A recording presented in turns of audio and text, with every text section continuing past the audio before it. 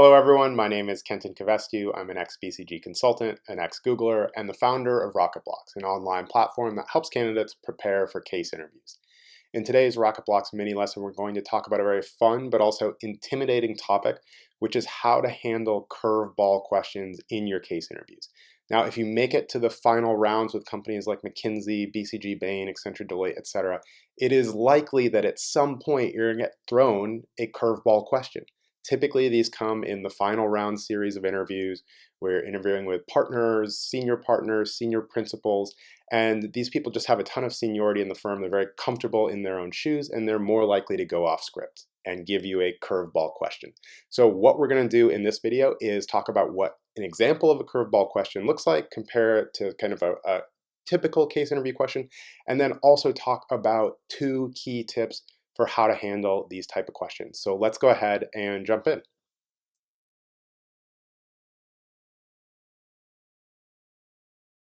Okay, let's start by defining what a curveball question is, and it can be helpful to do this by contrasting it with a fairly normal or typical case question. So for example, a typical case question might be something like, your client is a large multinational CPG firm that's looking to break into the Brazilian market for the first time, and they've contracted with us to help them evaluate the market, et cetera, et cetera, et cetera. It's a type of question where it's fairly straightforward who your client is, you get a bunch of context up front, and it follows kind of the general format of a case prompt that you would get. Now, a curveball question might look completely different than this. So for example, in my final round interviews at BCG, a partner started the case interview by saying, what do you think about the phone on my desk? And that was the lead into an entire question about a telecom company and their new IT phone system that they were trying to roll out. So very untraditional way to start a case, and kind of a curveball that comes out of left field. The second example I have is a friend who spent 9 years at Bain. When she was interviewing in the final rounds, was asked, how would you go about planning a Thanksgiving dinner? And this was because the partner she was interviewing with had been asked by the Wall Street Journal to write an article about how to plan the perfect Thanksgiving dinner. And she hadn't written that post yet. So she was asking, some of the people she was interviewing for tips. So that is, again, another curveball question. It comes out of left field. It's probably not something that you've practiced or studied for. And so what we want to do is think about, if you get a question like this, how can you handle them? What are the key things that you want to keep in mind? So let's go ahead and talk about that.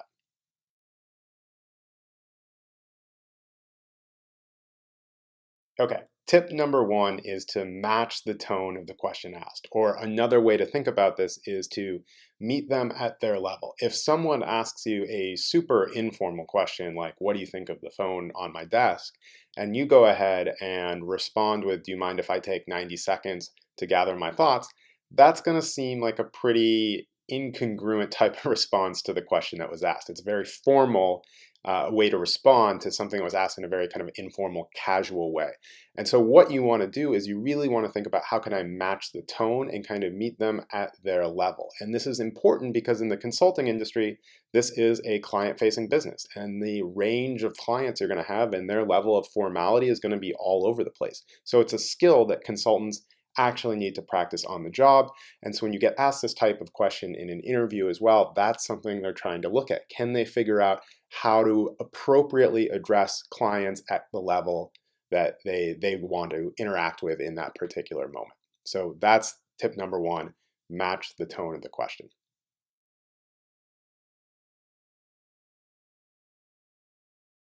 Okay, tip number two is pause and recap. And the key thing to remember here is that just because someone asks you a very kind of informal style case question or a curveball question, it doesn't mean that they don't want to see that you're structured and logical and analytical in how you approach it. They just want to see you demonstrate that in a less formal way. And so the key trap you need to avoid is when you get one of those informal questions, you don't just want to start kind of rambling and end up going down a really deep rabbit hole or getting so kind of lost in your own thoughts you lose where you're going. So one way that is very helpful to avoid that situation, make sure that doesn't happen, and also conveys that you are structured and logical in how you're approaching it, is to pause and recap. And what this looks like is you might get a question, you start kind of talking through it, and then you pause and say, okay, this is what we've already covered. We talked about X. And as I was talking about that, the topics of Y and Z also popped into my head, and I think it's worth exploring those as well. So I'll cover those next. That's a really good way of showing that you are still thinking in a fairly logical manner, even though you didn't start by drawing a hypothesis tree and something kind of very formal of like a structure that you laid out and said, okay, I'm going to start with this bucket, then I'm going to move on to this bucket, and then I'm going to move on to this bucket. So the key thing to remember is pausing and recapping is a very useful tool to gather your own thoughts and demonstrate that even in an informal manner, you're still thinking in a fairly structured way.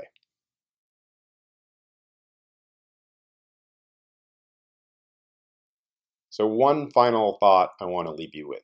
You may be thinking, oh, now I've got to figure out how to prepare for a different style of questions if I make it to the final rounds.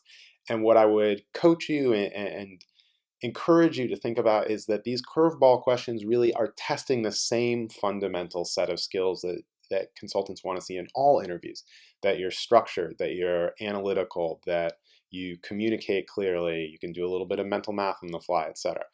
The underlying skills are still the same in these questions. They're just being tested in a different way, and the interviewer is going to expect that you can kind of frame and use those same skills in a slightly different context. And again, that is really important in the consulting industry because consultants do that on a daily basis. They'll work across a ton of different industries, across a ton of different functions, but they will likely be applying the same set of kind of fundamental skills just in different types of settings and different types of environments. So thank you so much for watching this Rocket Blocks mini lesson. We have a ton of great mini lessons coming out on a weekly basis. If you have not subscribed yet already, there is a big red button below.